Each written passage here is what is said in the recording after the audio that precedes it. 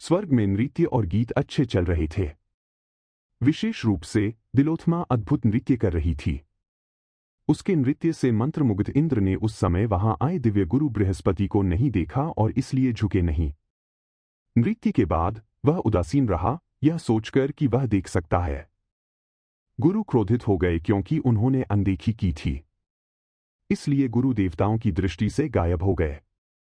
नृत्य समाप्त होने के बाद और उचित उपहार देने और तिलोत्तमा को दूर भेजने के बाद इंद्र को एहसास हुआ कि उसने गुरु की उपेक्षा की थी। वह गुरु का स्थान खोजने गया। वह गायब हो गया था। उसके बाद पछताना मूर्खता है। पछताने से क्या फायदा? चूंकि गुरु का अनादर करना एक महान पाप था, इसलिए इंद्र का ज्ञान और शक्ति सभी फीके पड़ गए। दैत्य, जो इंद्र की शक्ति कम होने की प्रतीक्षा कर रहे थे, देवताओं के खिलाफ लड़े, जीते और इंद्र को भगा दिया। इंद्र अन्य देवताओं के साथ ब्रह्मा से अपील करने गए, उनकी रक्षा के लिए प्रार्थना की।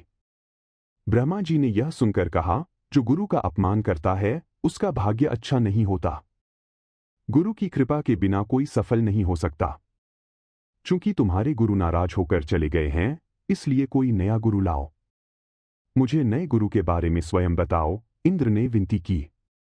दक्ष प्रजापति का पुत्र विश्वरूप एक महान विद्वान है, लेकिन वह एक असुर का दामाद है। उसने सोचा, लेकिन चूंकि कोई अन्य उपयुक्त गुरु उपलब्ध नहीं था, इसलिए उसे रखने का निर्णय लिया गया। विश्वरूप ने इंद्र को एक शिव कवच दिया जो उनके पास था।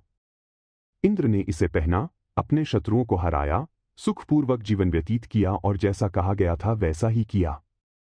कुछ समय बाद इंद्र को पता चला कि विश्वरूप गुप्त रूप से असुरों को यज्ञ का अपना हिस्सा दे रहे हैं और उन्होंने उसका सिर काट दिया। इससे विश्वरूप के पिता क्रोधित हो गए और इंद्र के लिए एक शत्रु बनाने के लिए 8 दिनों तक एक महान यज्ञ किया। इससे वृत्रासुर नामक एक महान और भयानक राक्षस का जन्म हुआ। वृत्रासुर ने तूफान की तरह दहाड़कर युद्ध के मैदान में इंद्र को परास्त कर दिया और उसे भगा दिया। पराजित होकर इंद्र ने महाविष्णु के समक्ष आत्मसमर्पण कर दिया, जो अन्य देवताओं के साथ वैकुंठ में थे। उन्होंने उनसे पूछा कि क्या हुआ था और उन्हें बचाओ। महाविष्णु ने सोचा, एक ऋषि हैं जिनका नाम ददेसी है। उस दिन जब देवताओं और राक्षसों ने समुद्र मंथन किया, तो उन्होंने उन्हें सुरक्षित रखने के लिए अपने हथियार ददेसी को दिए। उन्होंने लंबे समय तक अमृत मंथन किया। ददेसी ने बिना यह जाने कि उन्हें कैसे बचाना है, उनके हथियार निगल लिए। वे सभी उसकी रीढ़ में छिपे हुए थे। यदि इंद्र इसे ले जाए और एक नया हथियार बनाए, तो वह वृत्रासुर को नष्ट कर सकता है, महाविष्णु ने कहा। सभी ददेसी के पास गए और उनसे विनती की।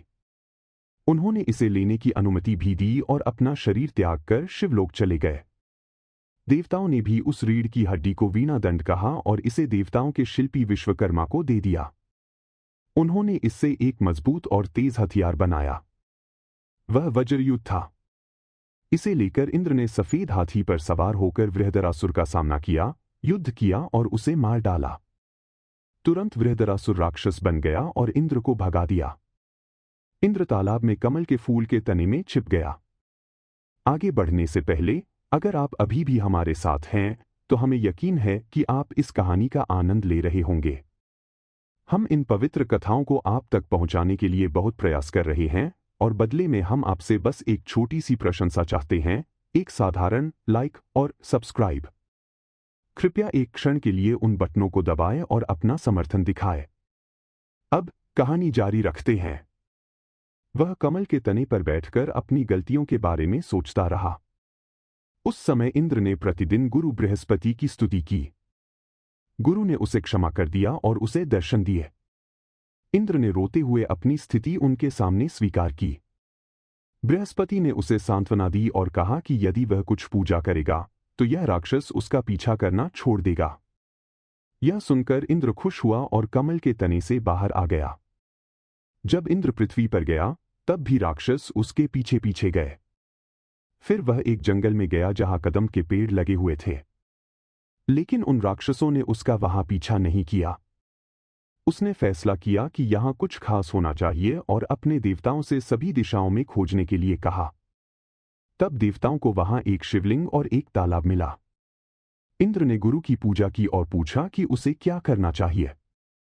गुरु ने उसे पहले इस पवित्र जल में स्नान करने तथा इस सुंदर लिंग के लिए एक मंदिर बनाने को कहा, जो हवा, वर्षा तथा धूप से खुला रहता है। उन्होंने कहा कि इस देवता तथा इस जल की महान शक्ति के कारण उसका पीछा करने वाले राक्षस दिखाई नहीं देते। गुरु के वचनों के अनुसार इंद्र ने शास्त्र विधि से तालाब में स्नान किया, लिंग की पूजा की, जंगलों को काटा तथा भूमि को समतल किया।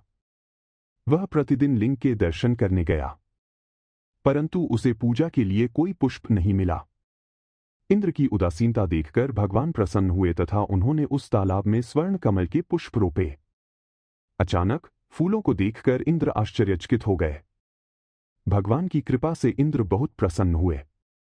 उन्होंने तालाब का नाम पोत्रमृकुलम रखा। उन्होंने कमल के पुष्प तोड़े तथा शिव को प्रणाम किया। इंद्र द्वारा की गई पूजा को देखकर भगवान प्रसन्न हुए तथा उस स्थान पर प्रकट हुए तथा उसे राक्षसों से मुक्त किया। देखने के लिए धन्यवाद। बस एक दोस्ताना अनुस्मारक है कि अगर आपने अभी तक लाइक और सब्सक्राइब बटन नहीं दबाए हैं, कृपया करें।